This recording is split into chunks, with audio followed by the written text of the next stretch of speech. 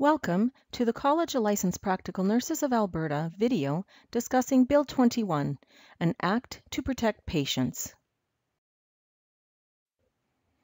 The CLPNA's mandate is to regulate and lead the profession in a manner that protects and serves the public through excellence in practical nursing.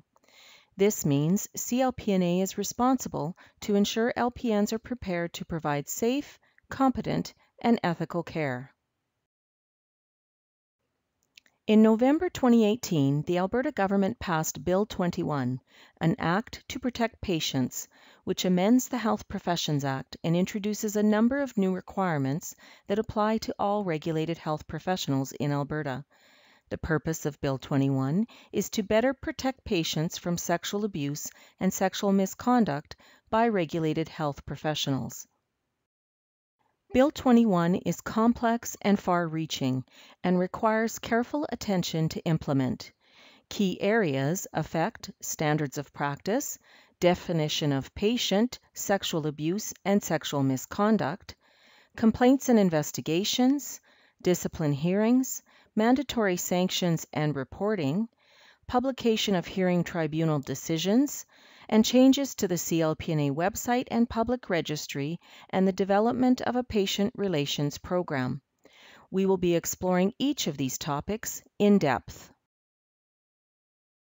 As professional nurses, LPNs must maintain appropriate boundaries based on the standards and ethics that guide the profession, understanding that they hold a position of power and trust over the patient. Bill 21 serves to remind us of this relationship and the importance of maintaining professional boundaries. Standards of practice are part of the overall legislative framework that governs the LPN profession in Alberta and provide the minimum standard of behavior that LPNs are expected to meet in their nursing practice. Standards of practice are enforceable under the Health Professions Act, and a breach of a standard is considered unprofessional conduct. CLPNA has developed standards of practice specific to Bill 21 and boundary violations, which come into effect April 1, 2019. These standards are additional to the profession standards that guide all practice. Now let's explore the Bill 21 standards. Let's start by explaining what is identified as sexual abuse and sexual misconduct. Sexual abuse includes threatened, attempted, or actual conduct towards a patient of a sexual nature and includes sexual intercourse or sexual touching.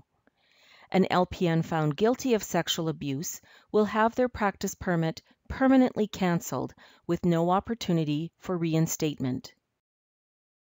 Sexual misconduct includes behavior such as acting or making comments of a sexual nature that may cause offense, humiliation, or adversely affect the patient's well-being.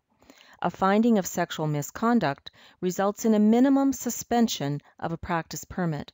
A hearing tribunal will determine the length of the suspension and can impose more severe sanctions, including cancellation of registration and practice permit. These definitions are important and must be considered in relation to how a patient is defined, as Bill 21 affects the LPN's ability to develop a potential consensual sexual relationship with someone who has been a patient in the past. Remember, the focus of this legislation is to protect the patient. Now let's move on to discuss the standards in more detail, beginning with Standard 1. Standard 1, the LPN-patient relationship. As reflected in the slide, CLPNA defines a patient as an individual the LPN provides professional nursing services to. This includes all nursing services performed within the LPN scope of practice. It's important to note this individual remains a patient under this definition for a minimum of 1 year from the last day nursing services were provided. It's the LPN's responsibility to ensure that termination of the LPN-patient relationship is communicated to the patient, is documented in the patient's record at discharge, and that a minimum of 1 year from the last day of providing professional nursing services has occurred. However, there are a few exceptions. There are times when an LPN provides a single treatment nursing service to a patient for a particular health issue. Neither the LPN nor the patient has the expectation of the care continuing or require an ongoing LPN-patient relationship. This is called episodic care. For example, when a patient presents in a clinic for a dressing change or injection provided by the LPN. In these instances, an LPN-patient relationship is formed during the provision of care. However, the individual is not considered to be a patient after the care is completed. Although the one-year time frame does not apply, it's important for the LPN to think about the following factors if considering a sexual relationship with an individual to whom they provided episodic care. The risk of power imbalance, the nature of the individual's health concern, the type of health care provided by the LPN, the amount of time that has passed, the extent to which the individual confided personal or private information to the LPN, and the individual's vulnerability. We will discuss some of these concepts again later when we examine times it's never appropriate for a sexual relationship with a patient. Standard 2 defines prohibited sexual conduct. In relation to sexual abuse, an LPN must not threaten, attempt, or engage in any of the following conduct with a patient: sexual intercourse, genital to genital, genital to anal, oral to genital, or oral to anal contact between an LPN and a patient of that LPN, and masturbation of an LPN by or in the presence of a patient of that LPN. Masturbation of an LPN's patient by that LPN, encouraging an LPN's patient to masturbate in the presence of that LPN, or touching of a sexual nature of a patient's genitals, anus, breasts, or buttocks. In relation to sexual misconduct, an LPN must not make sexual comments or gestures toward a patient, give and share sexually explicit content with a patient, photograph or record anything of a sexual nature of a patient, enter into a sexual relationship with a patient, request details of a patient's sexual or personal history unless related to the patient's care, or socialize or communicate with a patient for the purpose of pursuing a sexual relationship. Standard 3. Sexual relations with former patients. Sexual relations between LPNs and former patients, as defined in the standard, raise concerns about breach of trust and power imbalance. As discussed in Standard 1, an individual is considered to be an LPN's patient for the purposes of Bill 21 for 1 year from the last day professional nursing services were provided. There are circumstances when it is never appropriate for the LPN to engage in a sexual relationship with a former patient.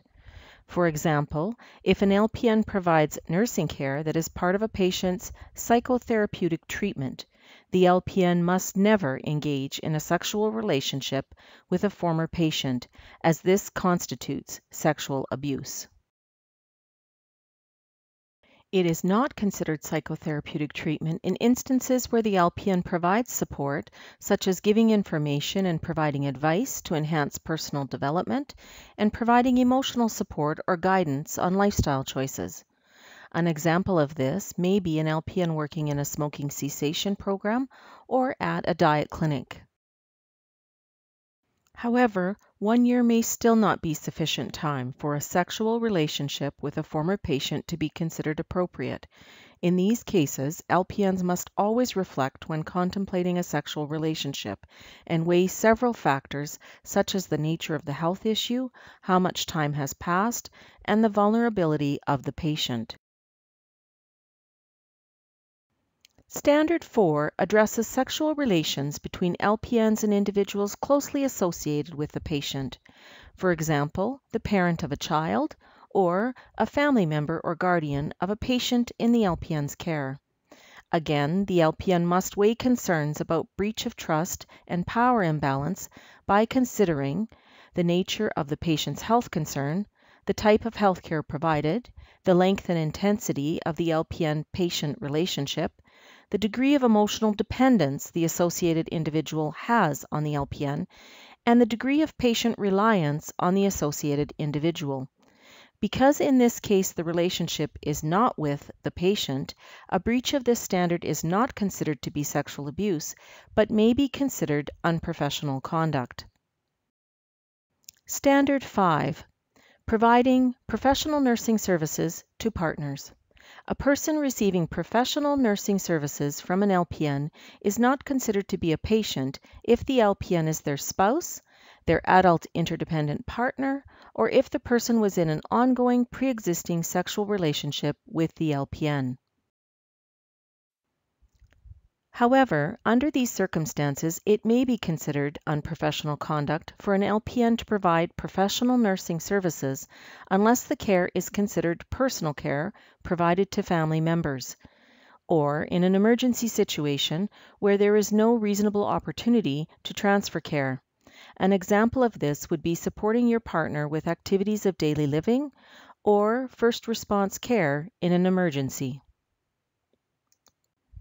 Standard 6 addresses mandatory reporting required under Bill 21. An LPN must report in writing to the CLPNA registrar any findings of unprofessional conduct or professional negligence made against them by any regulatory college and any charges and convictions under the Criminal Code of Canada.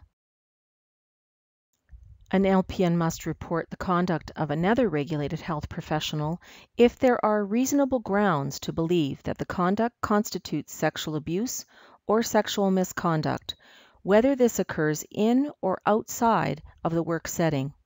The LPN must report the conduct directly to the regulated member's professional college. An LPN must also report an unregulated healthcare provider's conduct if they believe it constitutes sexual abuse or sexual misconduct to the healthcare provider's employer or to the police. If an LPN fails to comply with mandatory reporting requirements, it may be considered unprofessional conduct. It's important to note that a person who meets the definition of patient is a patient regardless of whether the alleged sexual abuse or sexual misconduct occurred in a workplace setting or after hours, and the LPN's professional responsibility to report also extends beyond the workplace. Standard 7. Education on sexual abuse and sexual misconduct. The college is required to establish education for LPNs to support the prevention of sexual abuse and sexual misconduct towards patients, and LPNs have the professional responsibility to know about Bill 21. This video is a component of this education. Standard 8. Other types of boundary violations. Now that we've discussed sexual abuse and sexual misconduct, it's important to consider other types of boundary violations. There are times when entering into a close personal, non-sexual relationship with a patient can be a boundary violation and may be considered unprofessional conduct. This may include physical and verbal actions, cultural insensitivity, gift giving or receiving, and emotional or financial abuse. Additionally, an LPN must maintain appropriate boundaries with their colleagues and coworkers. Objectionable or unwanted actions or comments of a sexual nature that the LPN knows may cause offense or humiliation may be considered unprofessional conduct. An example of this could be sharing sexually explicit content with a coworker. Under Bill 21, CLPNA is required to establish a patient relations program. This program includes several components to support the prevention of sexual abuse and sexual misconduct towards patients, such as educational requirements for LPNs as mentioned in Standard 7, educational guidelines for the conduct of LPNs, trauma-informed training for CLPNA staff, counsel, and hearing tribunal, public information about the CLPNA complaint process, and appropriate resources and funding for treatment and counseling of individuals reporting sexual abuse and sexual misconduct. Now that we've examined the standards, let's discuss what complaints of a sexual nature may involve. Privacy and respect includes a healthcare professional intentionally not providing privacy for a patient while they dress. Inappropriate comments or gestures include saying something sexually suggestive, seductive, or commenting unnecessarily about sexual relationships or sexual orientation. It may also include sexually insulting or offensive comments, jokes, or giving unwanted attention. Unnecessary or improper physical examinations mean more frequent examinations than medically necessary, touching without permission or explanation, or conducting a physical examination in a sexual rather than medical way. Sexual contact or assault encompasses everything from inappropriate touching to sexual assault, and as stressed earlier, may include any sexual contact between a healthcare professional and patient that would otherwise be considered consensual. The CLPNA's Complaints Department manages and resolves complaints of unprofessional conduct made against LPNs. In addition to sexual abuse and sexual misconduct, some examples of unprofessional conduct may include nursing practice and competency concerns, patient neglect and abuse, including verbal, physical, and emotional, abandonment of care, medication administration errors, patient safety concerns, breach of privacy and confidentiality, theft, fraud, and deceit, conflicts of interest, and coworker harassment and bullying. Complaints of unprofessional conduct are submitted to the complaints director, who determines whether the complaint involves an allegation of sexual abuse or sexual misconduct. Sexual abuse and sexual misconduct complaints are handled with the utmost seriousness and are investigated and monitored. A complaint that is determined to involve sexual abuse or sexual misconduct will be referred to a discipline hearing. The hearing tribunal must impose mandatory sanctions for LPNs found to have committed sexual abuse or sexual misconduct towards a patient. Upon a finding of sexual abuse, the LPN's practice permit must be permanently canceled with no opportunity for reinstatement. Upon a finding of sexual misconduct, the LPN's practice permit must be suspended at minimum. More severe sanctions, such as cancellation, are within the discretion of the hearing tribunal. LPNs have the right to appeal decisions made by the hearing tribunal. Under Bill 21, regulatory colleges are compelled to increase transparency and public access to members' disciplinary history to maintain the public confidence. There are several changes to the CLPNA website, including publication of hearing dates, hearing tribunal decisions, and updates to the public registry, including cancellations, suspensions, conditions, and monitoring. Among other requirements, applicants to the CLPNA must submit a criminal records check and disclose if they are being investigated in Alberta or in another jurisdiction. CLPNA is committed to successful implementation of all new obligations outlined in Bill 21. Today we've shared a summary of key information relevant to all LPNs. We encourage you to access the resources referenced in this video to gain a full understanding of the expectations discussed. We acknowledge that as professional nurses, LPNs treat their patients with respect and professionalism, and Bill 21 serves as an explicit reminder to have a heightened awareness. Thank you for joining us today. Please contact practice@clpna.com if you have any questions.